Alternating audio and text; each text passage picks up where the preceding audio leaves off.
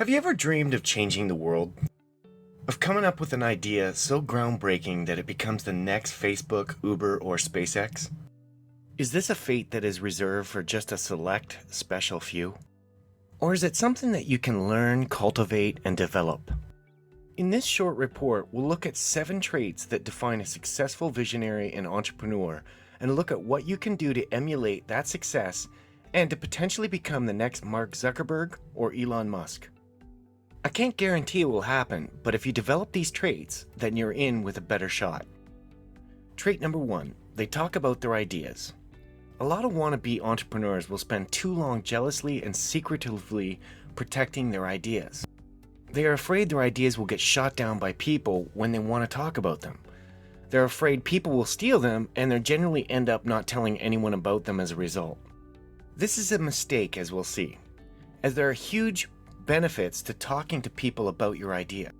In his great TED Talk, Where Good Ideas Come From, speaker Stephen Johnson describes an alternative narrative for where we get our best ideas from. Rather than striking us from the blue and causing us to jump up and shout Eureka, Johnson suggests that most good ideas take a while to gestate and don't arrive fully formed. The best way to have a great idea then is to mull over a problem for an extended period of time. Write it down when you have the germination of something that could work, and then keep returning to it and iterate upon it. Better yet, try speaking with other people.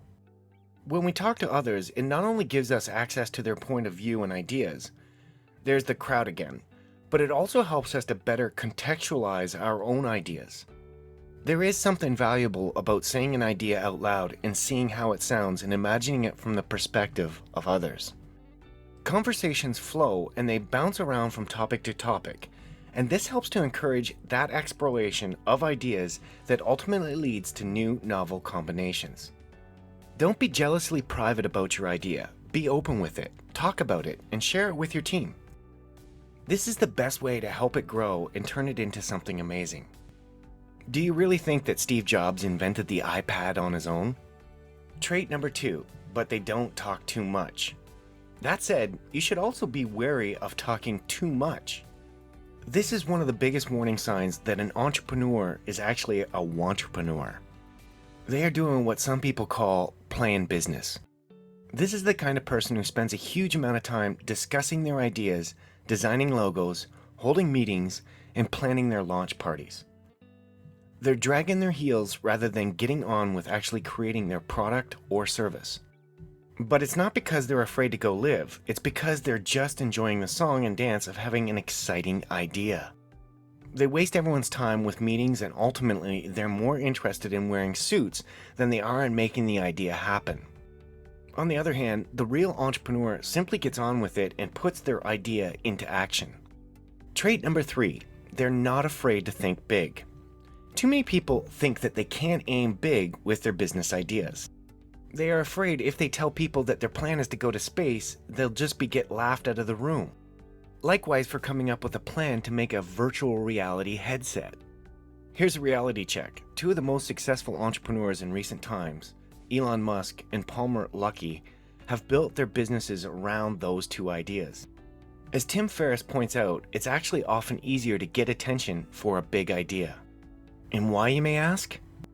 Because it's so bombastic and so new that people sit up and they pay attention where otherwise they might have not cared.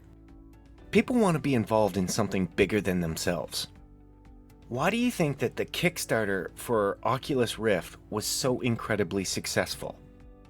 Finally, consider a technique that I often use when trying to come up with new ideas for apps, services, and products. I call it the step back technique. And the idea is that you are always taking one step back from what it is that you want to accomplish. In other words, you come up with an idea for something you want to invent that could change the world, and you hold nothing back. You imagine what the product or service that you'd be most excited for would be in the perfect future.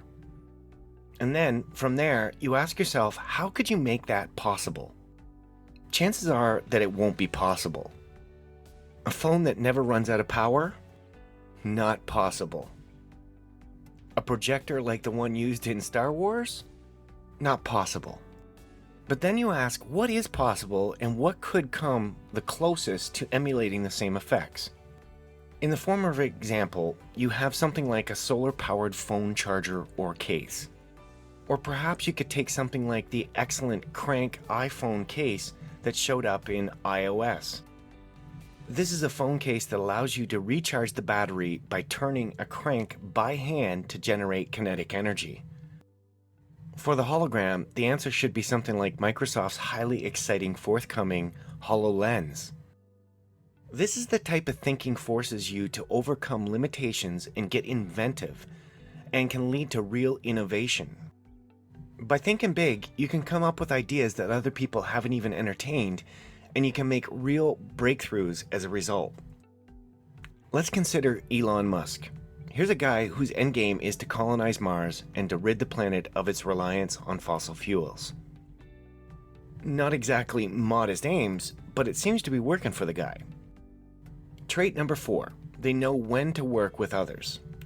Speaking of Elon Musk and his big ideas, this is a perfect example of how having a big idea can generate excitement and help you make a splash. Because when Musk came up with the notion of SpaceX, he had no clout behind his name and no prior experience. How would this nobody gain serious interest in his competition to develop a spacecraft? He didn't even have the money to put behind the idea. The solution was simple. He found serious people within the industry that would give the presentation with him. He found ambassadors that lent his idea credibility, and that was enough to ensure that his backers would cough up the prize money. This is also an example of an entrepreneur recognizing their own limitations and knowing how to get around them by working with others. Likewise, you should also think about how other ways that you can get around your own limitation with the help of others. Don't know how to program your website or app? Hire someone like myself. Not a great graphic designer? Hire someone. Trying to do everything yourself is a big mistake, as it will not only waste your time, but it will also result in less high quality work than if you had to use professionals. Know when to work with others and don't try and do everything yourself. Trait number 5, they take precautions. Many people think that it requires a lot of guts and risk-taking to be an entrepreneur.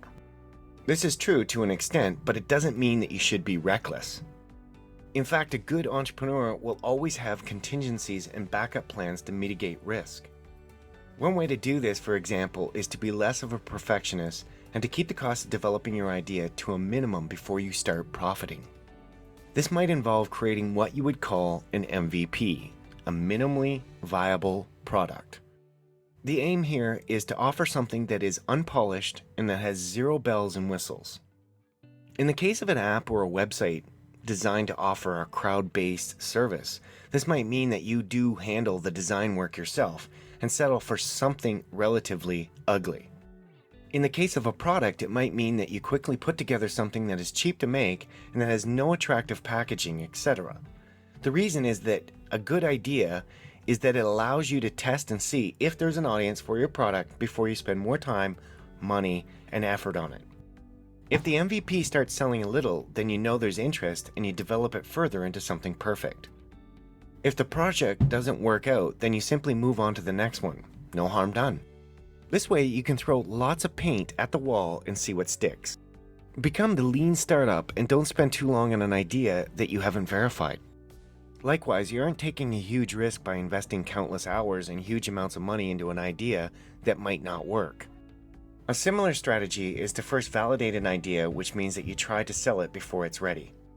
If you would find buyers who would have paid for the service or product, then you can invest the time necessary to make it. Then again though, it does also take a lot of courage to be a successful entrepreneur or visionary. You need to have the resilience to fail and get back up, and in the thick skin not to care about when other people ask what exactly you're doing. Trait number 6, they can spot opportunities. Of course, all of this would be a little bit moot if you didn't have an idea to sell in the first place. Now, I'm not going to say that all entrepreneurs are true innovators and visionaries. Some are, sure. But others are lucky and others are still just savvy. Either way, the key skill to cultivate here is the ability to spot an opportunity and to milk it. That means looking for gaps in the market. looking for things that don't exist yet but should, and looking for ways to reach the right audience.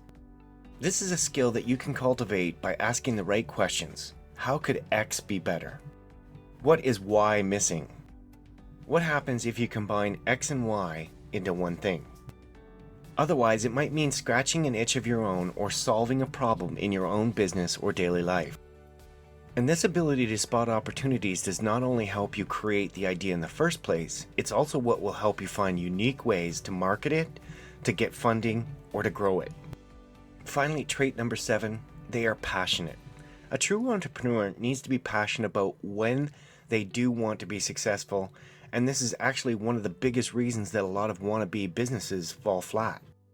Have you ever had an idea for something that you think is good, but that you don't know much about? Maybe you've thought of a way to dry gym clothes, or a way to stop oil spitting everywhere when you cook steak. The problem is you may not be excited for that idea. In that case, you may want to patent the idea and license it, but do not spend the next 2 years of your life building a business around it. People who come up with innovative ideas but don't really care about them or aren't really interested in them are destined to lose interest before they become anything big. Conversely, if you're passionate about your projects, if you know how to talk the talk, and if people can tell you that you really believe in what you are selling, then you'll find that it's much easier to get people behind you and to get others as excited as you are. In short, it's no good having a good idea if you aren't excited by it. Follow your passion, and that's how you'll change the future. Get our top recommended guide. It's the entrepreneur's guide to creating innovative projects and services that disrupts markets and changes the future. Inside, you'll find out the exact steps and techniques. Click the button below to get your copy.